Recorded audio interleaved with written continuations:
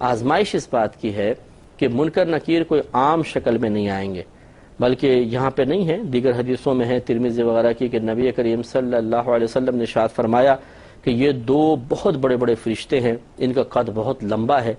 اور سیاہ رنگ کے ہیں، بالکل کالے رنگ کے، اور سر سے لے کر پاؤں تک ان کے بال لٹکے ہوئے ہیں،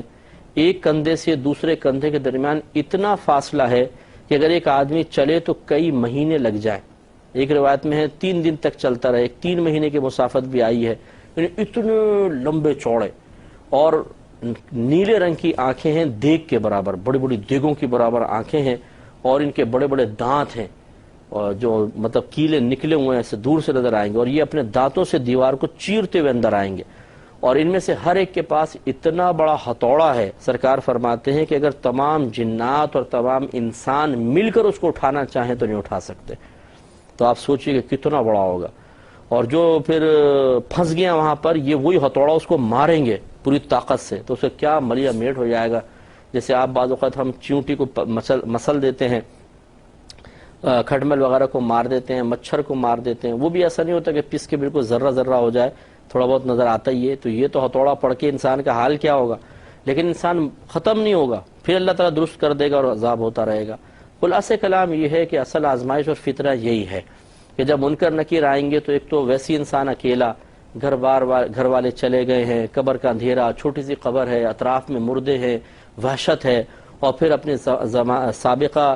زندگی کے گناہ بھی نگاہوں کے سامنے آئیں گے، جو کارنامے کیے تھے، رزق اللہ کا کھایا تھا، بات دشمن شیطان کی مانی تھی، اپنے نفس کے پیچھے چلے تھے، اور اس وقت اللہ تعالیٰ کی گرفت کی باتیں سن کے ہنسی آتی تھی، دانت پھیل جایا کرتے تھے، اور کوئی گرفت کا احساس نہیں تھا، اس لمحے کے بارے میں کبھی سنجیدگی کے ساتھ سوچا نہیں تھا۔ تو یہ تمام چیزیں جب جمع ہو جائیں گی تو دہشت اور خوف کی وجہ سے بعض اوقات زبان بند ہو جائے گی۔ تو یہ اصل میں سرکار اشارہ فرما رہے ہیں کہ دنیا میں ایسے کام کرو، ایسی تیاری کر لو کہ وہاں پر جا کر زبان نہ لڑکھڑائے یا دہشت کی وجہ سے زبان بند نہ ہو جائے۔ تو جس کو اللہ تعالیٰ توفیق دے گا وہ قائم دائم رہے گا، اور جو اپنے گناہوں سمیت اندر گیا اور اللہ ناراض ہوا، یا کافر ہے، مشرک ہے، منافق ہے، وہ کوئی جواب نہیں دے سکتے، ان کی زبانیں بند ہو جائیں گی، یا دیں گے تو غلط قسم کا جواب دیں گے۔ ایک روایت میں ہے کہ جب نبی کریم صلی اللہ علیہ وسلم نے قبر کے فتنے کے بارے میں ارشاد فرمایا، منکر نکیر کی حیت بتائی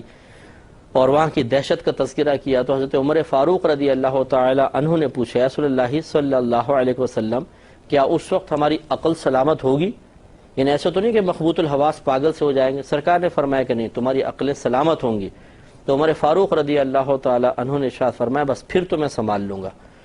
یعنی واقعی ان کو زیبا تھا، اتنی ہمت والے کہ اتنے بڑے عظیم فرشتوں کو دیکھ کر بھی مجھ پہ کوئی دہشت طاری نہیں ہوگی، عقل سلامت ہے، میں سب سنبھال لوں گا۔ تو لیکن آپ کے میرا معاملہ علیحدہ ہے، ہمارے سامنے تو ذرا عام قد سے لمبا شخص آ جائے، 7 فٹ کا آدمی ہمارے سامنے آ جائے، تھوڑا لمبا چوڑا، ہم اسی کو دیکھ کے دہشت میں مبتلا ہو جاتے ہیں۔ وہ عالم چنا صاحب کا شاید انتقال ہو گیا ہے، ہمارے کوئی ایک رشتہ دار تھے، وہ بتا رہے تھے کہ وہ اندرون سندھ گئے، غالباً 7 شاہ گئے تھے، شہباز قلندر کے مزار پر تھے، کہاں پر، بہرحال وہاں وہ بیٹھا ہوا تھا، تو اس کے ہاتھ وہ بتا رہے اتنے چوڑے چوڑے ہاتھ تھے، تو ویسے وہ دہشت میں آ گئے کہ شاید یہ کوئی جن بیٹھا ہوا ہے آ کر۔ تو ایک عام آدمی جو تھوڑا سا ہم سے نارمل سائز سے بڑا ہوتا ہے، اسی کو دیکھ کے دہشت طاری ہو جاتی ہے، تو منکر نکیر کی دہشت کا عالم کیا ہوگا؟ جبکہ جو حیت میں نے آپ کو بتائی، سوچیں کیسی حیت ہے۔ تو اس لیے اب منکر نکیر کے سامنے سوالات کے جوابات میں آسانی کے لیے ہمیں دنیا میں ہی کچھ کام کرنا ہوگا، رٹا لگانے سے کوئی فائدہ نہیں ہے، رٹا تو وہاں سب بھول جائے گا۔ اس کا مطلب ہے کچھ اور اعمال و افعال کا انتخاب کرنا ہوگا، کچھ اور طرح سے تیاری کرنی ہوگی، جس کی مختصر سی تفصیل یہی ہے کہ ہمارے علماء نے ارشاد فرمایا کہ انسان اللہ تبارک و تعالیٰ سے ڈرتا رہے، عبادات استقامت سے کرے، گناہوں سے بچنے کی کوشش کرے، اپنی صحبت اچھی رکھے، اچھے لوگوں کے ساتھ بیٹھے، اگر خدا نخواستہ بتقاضائے بشریت کبھی گناہ سرزد ہو بھی جائے تو توبہ کرنے میں دیر نہ کرے۔ یہ بہت مشکل ہے کہ کسی انسان سے گناہ ہی نہ ہو۔ اگر میں کہوں کہ جی آپ سے کوئی گناہ ہی نہیں ہونا چاہیے، تو ہونا تو یہی چاہیے حقیقتاً، لیکن یہ بہت مشکل بات ہے۔ انسان ہونے کے ناطے انسان سے لغزش ہو جاتی ہے، خطا ہو جاتی ہے، تو گناہ بری بات ہے، لیکن اس سے زیادہ بری بات یہ ہے کہ انسان گناہ کر کے توبہ نہ کرے۔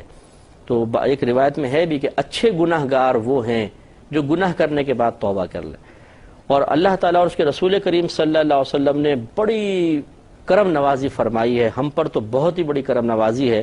پچھلی امتیں گناہ کرتی تھی تو ان کے ایک تو رات میں اگر گناہ کرتے تو دن میں ان کے دروازے پر گناہ لکھ دیا جاتا تھا کہ اس نے رات میں یہ گناہ کیا ہے، اور اس کا فوری سزا بھی دنیا میں دے دی جاتی تھی، ناک کاٹو، آنکھ کاٹو، کان کاٹو، کھال کاٹ کے پھینکو، اس قسم کی سزائیں۔ ہمارے لیے آسانی یہ ہے کہ گناہ ہو جائے فوراً اللہ تعالیٰ کی بارگاہ میں توبہ کریں، کامل پختہ دل کے ساتھ یہ ارادہ کر لیں، پختہ ارادہ کر لیں اپنے قلب سے کہ آئندہ میں یہ گناہ نہیں کروں گا، اور یہ ارادہ صرف اللہ کے خوف کی وجہ سے ہو، بس ایک دم نام اعمال صاف ہو جائے گا۔ تو اس لیے ہمیں کوشش کرنی چاہیے کہ پہلے تو گناہ ہی نہ ہوں، اگر خدا نخواستہ ہو جائیں فوراً اپنے رب کی بارگاہ میں رجوع کر لیں۔ بچہ اگر کوئی خطا ہو جاتی ہے، ماں مارنے کو آئے تو بعض اوقات تو بھاگتا ہے، لیکن بعض اوقات ماں کے قدموں میں چپٹ جاتا ہے،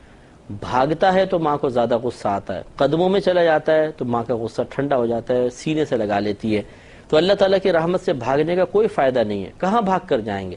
اسی کی طرف رجوع کریں گے تو اللہ تعالیٰ ماؤں سے زیادہ مہربان ہے، اس کی رحمت ضرور ہمیں اپنی آغوش میں لے گی، اور انشاءاللہ جب ہم استقامت سے اور تقویت کے ساتھ دین پر چلتے رہیں گے تو انشاءاللہ منکر نکیر کے سوالات کے جوابات میں آسانی پائیں گے۔